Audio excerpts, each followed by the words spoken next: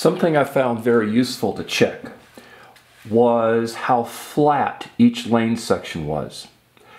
By placing a good straight edge against the bottom two edges of one lane, I noticed that some of the lanes had a slight upward curvature, as you can see here and here. Now these are very small. You can't notice these just looking at the track, but they're about 10 to 20 thousandths high. The problem is as small as these are, if the preceding lane was flat, the car is going to run into this razor sharp edge. It could damage the wheels and even eject the car from the track. This is not a manufacturing defect. Aluminum is very soft and it's easy for one of these tracks during shipment or handling to get slightly bent. There's nothing wrong with this lane.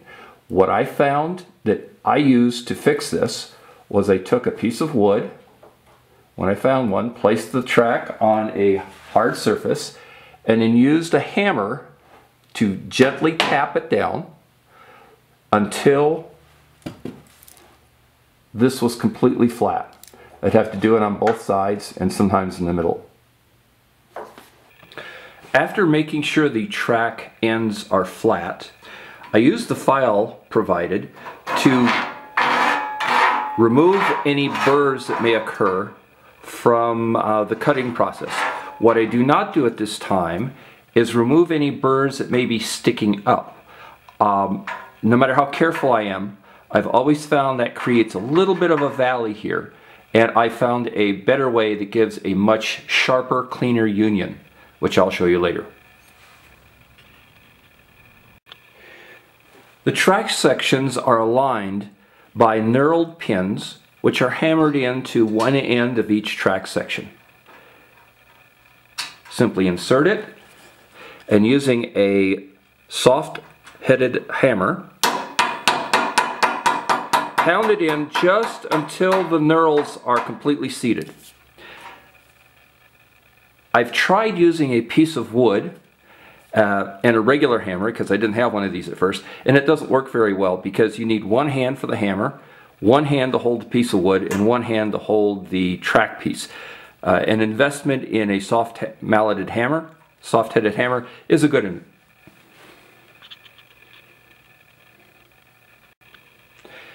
If one of the pins accidentally gets hammered in too far, you can use the file they provide to get it out. Simply insert the end into the groove holding the pin and tapping the end, you can force it out and then reset it. To assemble a section of track, lay out upside down as many lanes as your particular track is going to have. Slide a bolt into each channel on the bottom of each lane in a straight line, and then place one of the braces about 1/8 of an inch in from the edge so that the holes in the brace go over the bolts. Insert a nut and use a socket wrench to tighten it down. And it's just that simple. You do that for the end of each section of track. If, when you're putting your track sections together to check the alignment, you notice that there's an unacceptably wide gap on the surface of the track, the odds are the cause is a small burr from cutting the ends of the tracks that hasn't been filed off, not allowing the pieces to come fully face to face. If that's the case, pull it apart, use the file to remove the obstructing object, and then you should be able to slide them together.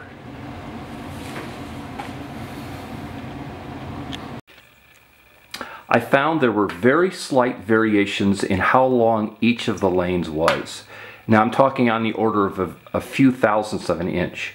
This can build up over the length of the track. The solution is to bring your sections together, loosen up the bolts if there's an unacceptably wide gap, slide the lane in, and then tighten it up again. The key is that you have to have your sections numbered so that you always bring the same sections mating to the same sections so that these adjustments all coincide. Once a new section is assembled, I mate it with the preceding section, and using a wood block and some of the 2400 grit micro mesh, I sand it smooth. This gets rid of any burrs that result from time to time when they cut the ends of the lanes. If after sanding I can feel any ridge here because one side's higher than the other, I place the wood block on the high side and give it just a couple taps. If the sections have been leveled, that's all it's going to take. You don't have to worry about the center, just where the wheels run. Using this technique, you can get these transitions to almost disappear. The starter section is slightly more complicated than the rest of the sections because it has several pieces that have to be added to it. My recommendation, to make sure you don't assemble something and then find out you have to take it apart to get something else in there, is to do a dry run. Place all of the pieces, including the gate release and your timer starter, as well as the hinges for the stand, on the track, and then make sure you have enough bolts to secure every item to the track. Then go ahead and do it. If you don't, you run the risk of having to take something off to get something else back on. While the stainless steel bolts used in the starting gates are non-magnetic to most magnets, an unscrupulous racer who uses a super magnet in the nose of his car will get a bit of a boost when the gate is released. It's important for race proctors to be aware of this and check all the cars in the field prior to passing them to a race. Coloring lanes not only makes the track more attractive, it helps the people running the race keep track of what cars raced on which lanes. I've seen several of these tracks where people have attempted to paint the lanes, and it never looks good. It never looks uniform. The best solution is to use the 1-inch wide vinyl tape that is sold by the BestTrack company. You can get 3/4 inch wide vinyl tape in hardware stores, but it's too narrow. It never looks quite right.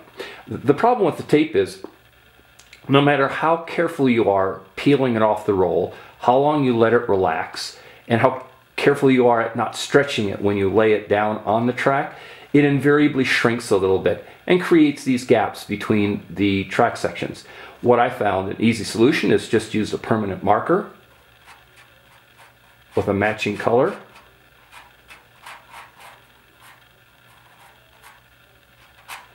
And it blends out real nice. Once the track is completely assembled, I run my finger along each lane, both sides.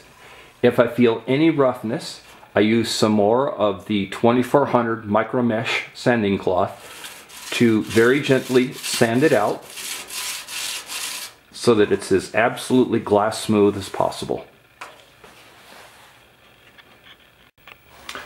It's very important that the track be as clean as possible before a race. Dust, grit can slow cars down, make tracks, different lanes run at different speeds, and over time wear down on wheels. So, as I'm putting the track together for a race, first thing I do is I use a soft brush to brush any debris down towards the end of the track as I assemble each section. After it's that, I use a vacuum to completely vacuum anything else that's been left on the track. And I follow that up finally by using the manufacturer's recommended Simple Green cleaner. I squirt a little bit on a cloth and I wipe down each lane, being careful to get tight into the corner because that's where the most dust can collect. One thing nice about aluminum tracks that I haven't read anywhere else is that unlike plastic tracks, they cannot build up and store an electric charge. A plastic track can get a static electric charge that is so strong it'll actually pull dust out of the air even after you wipe it off. In fact, the process of trying to brush it off can actually increase the amount of static charge. I've had cat hair come off a floor several inches and get plastered onto the surface of the track. This can't happen with an aluminum track because any electric charge that builds up can flow along it to any sharp edges and immediately bleeds off into the air. Anyways, follow these 3 steps for keeping your track clean. It'll run much more consistently and everyone will appreciate it.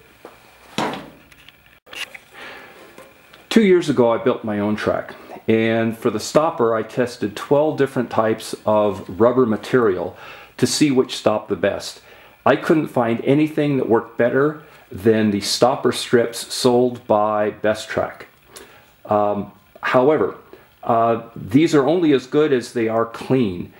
After a long race, they can get a buildup of graphite dust on them, and they may not be stopping cars as well as they should. If that happens, I use a sticky roller, like for taking lint off of clothes, and just a few runs like this, it cleans it off perfectly. One caution is that when you store this section, do not store it with a heavy weight on top of these. Part of the effectiveness of these rubber strips is their texture. If you put something flat and hard, it can flatten the texture out and it won't work as good. Well, the binder clips supplied by BestTrack work great at holding these sections together. I found I liked something a little bit more durable, so I use these spring clamps, which provide just a little bit more squeeze power. Another thing I do is to get the track up off the ground a little bit, I use two sections of 2x4, the width of the track, and nail them to a piece of masonite. This gets the track up off the floor, makes it a little bit more of a barrier so kids don't jump over it as much, and also gives me a flat side for the skirt, the checkerboard skirt you can see in the final video. Here is the completed track. It took 2 hours to assemble, 3 hours to polish and fine-tune each junction between the track sections to make sure they were absolutely smooth, 2 more hours to put the vinyl tape on each lane, an hour to adapt my SmartLine timer for this track, and believe it or not, 8 hours to make and install the checkerboard drapes along the sides. And here it is in operation. On your mark, get set, go.